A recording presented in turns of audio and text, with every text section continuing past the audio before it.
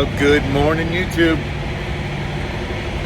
A little louder right here. Wednesday morning, July 5th. Katie and I just got done having breakfast with her cousin Lee, and I think we had a really good time. First time they've had a chance to see each other in quite some time. It's about 9:30 now. Goliath's up and running. Just did a quick walk around. We're getting ready to get on the road. I did have to do some securement stuff inside. Some of the roads are just so bad that some of the things that aren't tied down shifted a little bit, and had to put them back in their place, but nothing major.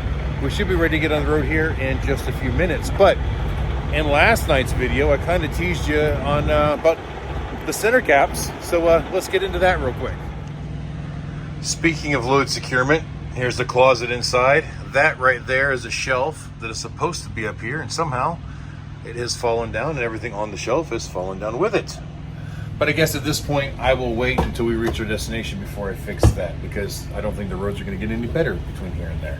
Anyway, guys, got a box here with center caps in it. Let me show you. So I know at this point you guys haven't seen the installation video of me putting the wheels on the trailer, but I mentioned on there how we didn't have center caps for these new wheels. And long story short, I ordered the wrong wheels first. The other wheels came with a different set of center caps. Weren't able to make the mark. Had to send them back. Got a different set. No center caps came with the new set. And I was like, okay, that's fine. I don't really need center caps on them.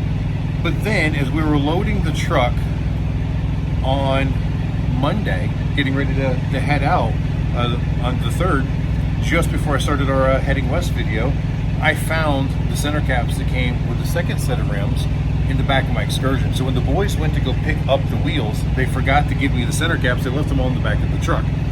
So I found them and I installed them. And they look like this, and they're just the push-on type. So you get the little spring-loaded thingy-majiggers. You see right now, there is nothing on the wheels. Well, just before we got on the road, I installed all 6 of these center caps. No idea where they are. They're gone.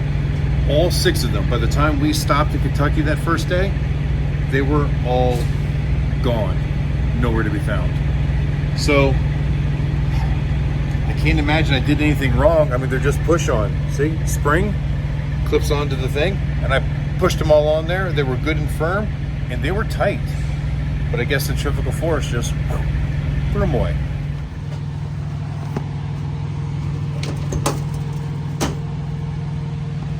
Oh, what a mess.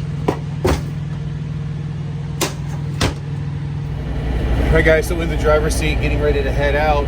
You know, at least it's not raining anymore. It's still pretty overcast, and the parking lot here is still very, very wet. We're not getting a lot of solar production. We did run the AC last night, so I got to get moving. Hopefully we'll start charging the batteries back up. I mean, we've got plenty. It's not like there was any concern, but I don't know how far we're going to go today. In theory, we've got just shy of 600 miles to get to our final destination, which, you know, that's a full day's drive still. But I don't know that we're going to go all the way. It just really depends on how we feel. I am, however, going to try to get some work done along the way. Going to get my trucker-style headset on.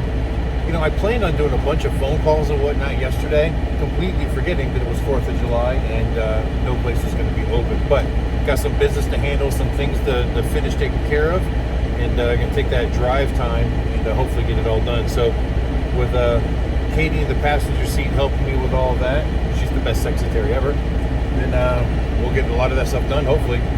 I don't know that we're planning on stopping anywhere until we get to Mitchell, South Dakota. By then, we're going to need fuel. Right now, Goliath is showing a little over a quarter of a tank, which means I've probably got almost half a tank because it doesn't read accurate at the bottom. So we're going to get moving and head that way.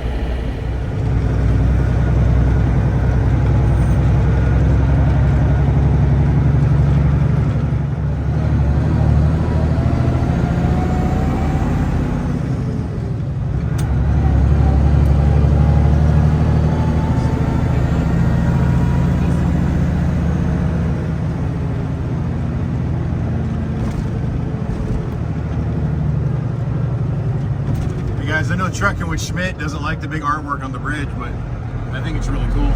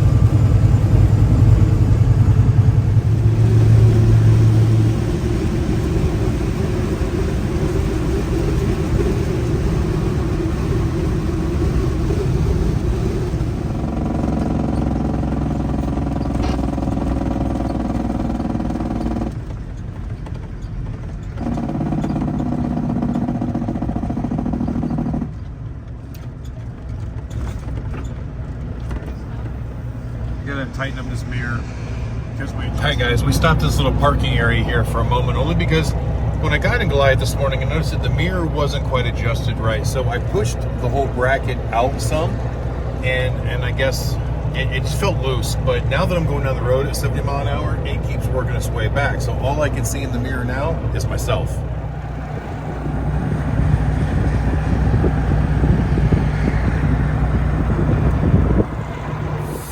Well, while I was tightening up the mirror, I heard a small air leak over here. And no, that's not it. I'm draining the tank right now so I can fix the air leak. But I figured I'm right here with tools. Might as well fix it while I'm here. Remember on the way home from Laconia last year, we had that little valve thingy or regulator that had popped off and broken? Well, the standpipe that it screws into, it comes off of this air tank, leaking a little bit. So I'm going to unscrew it, rethread seal it, screw it back in.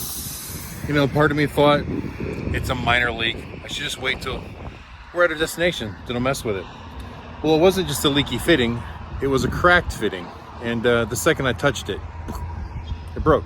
So now I've got a broken fitting in a tank, and I gotta find a way to fix it. Well, luckily, I keep an assortment of fittings in the trailer, so I can break out the extraction kit, get the broken piece out, and see if we can't move forward with it. All right, guys, as it turns out, that fitting is in that tank so good that even my extractor, once I kind of got it tightened up and it kind of wedged its way in there, it just dug in and stopped. Didn't want to remove it, so I'm thinking that actually sealed it. I found another plug lower on the tank that was the same size, so I decided just to move the regulator down to a different port. However, that puts it in direct line with the leaf spring, and I'm afraid if that shackle on the leaf spring comes back any, it'll hit this and break it off. So I got to looking around. I've got my air chuck outlet here, and it had this little fitting on the bottom where you can hook up an air hose to it. So I'm in the process of removing that. I'm going to relocate this regulator over to there, reroute the hose, put the plug back in it. Hopefully that'll fix it, because then everything will still have air and the leak will be fixed. Well, guys, it looks like it is all working and everything is doing fine. So yeah, in case you were curious, the broken fitting, the extractor fit in there so tight, and as I tightened it, it just dug in. I just left it in there. That's what's plugging that hole. Because it's brass, it kind of sealed itself. So we're just gonna keep on going down the road. Now, to be honest, I don't even know what that regulator is for. Sorry if it's windy out here, guys. Because even with all that disconnected, I drained that tank that it hooked to. I still had air pressure to the airbags. I still had air to the brakes. So it may run other accessories like the wipers and so on and so forth. Maybe even the fan clutch. I don't know for sure. But so I don't think it was like a super critical thing that had it broke off while we're driving, but it would have dangled and maybe done more damage. So maybe that's why the mirror came loose, to get us to pull over so I'd see that and fix it before it completely broke off. Sometimes that's just the way things work out.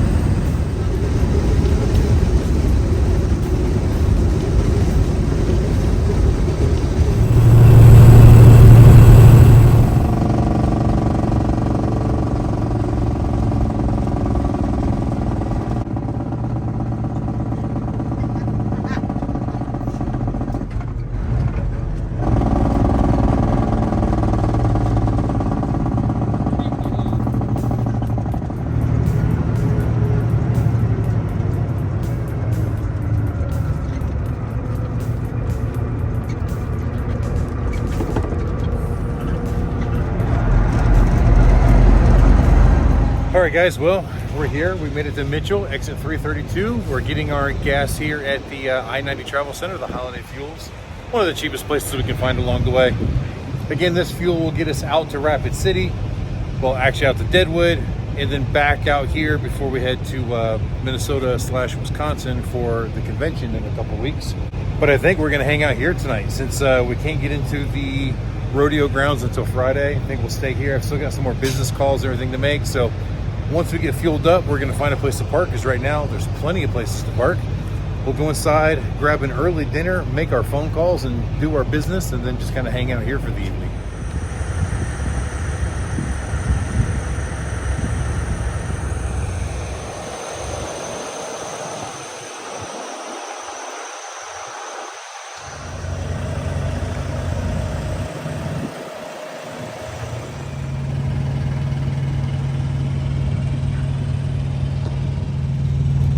All right, guys, after sitting in the Marlins inside the truck stop for hours, going through emails and making phone calls and doing research, I'm about brain dead. So we're coming back out the Goliath, just gonna kind of settle down for the night. Not much else we can do now. Fortunately, there are still some calls I need to make, but some of those places, they've already closed for the day. And I'm gonna have to wait till tomorrow to do any more. And then to top it all off, I had hired a service manager, a friend of ours for many years, to run our auxiliary site in Rapid City for the Sturgis event. And unfortunately, he had to cancel on me. Luckily, it's not last minute, but he happens to be a contractor with FEMA as well.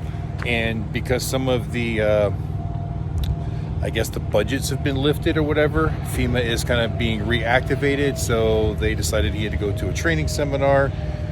Anyway, that's neither here nor there. So now I need a service manager for an auxiliary site. I still got to hire a couple of technicians. I'm actually going through applications this weekend to find somebody that can work that auxiliary site, and maybe one person to work our main site as well. So guys, if you're interested in that, please don't forget, we are accepting applications. For the service writer, service manager, you kind of got to have some experience in managing people, and especially an automotive shop or mechanical shop of some sort. That would be helpful. And of course, you got to be in the Rapid City area when the time comes. I do have to say though, it's way chillier than I expected. Remember guys, yesterday I said it was blazing hot coming through Missouri. It was just miserable hot. I mean, well, not miserable hot. I mean, like I said, it wasn't terrible bad, but it was hot. Today, it started out as really overcast. It was kind of nice. In fact, most of the drive here, I kept the window mostly up instead of letting all the air in. But right now, I'm actually a little bit chilled. I mean, I'm standing in the shadow of Goliath, but even in the sun, it's cool. And supposedly here it's going down to 48 tonight. Usually it's hotter than hell coming across South Dakota, but not tonight. Guys, I know there wasn't a whole lot of content to this video, but thank you for following along with us. I hope you enjoyed it either way. And until the next time we see you, which will be tomorrow morning, you guys keep those engines running. And I think we're gonna head into Rapid City tomorrow. Maybe still stage there, because we may not be able to get all the way into Deadwood like we want. So another short trip tomorrow perhaps. Hey guys, remember, if you want to pre-order one of the Heroic Racing hoodies, you've got to send me your information. I've got to know that you want one, otherwise it's not going to get ordered for you. The list is pretty small. We're trying to let it grow, but I'm hoping that if everybody gets their orders in on time, we can actually get these to you by fall time when it starts getting cool again. So don't forget, send me an email or send me a message of some sort with your name, your size, everything that I'm going to need to know to get you that hoodie.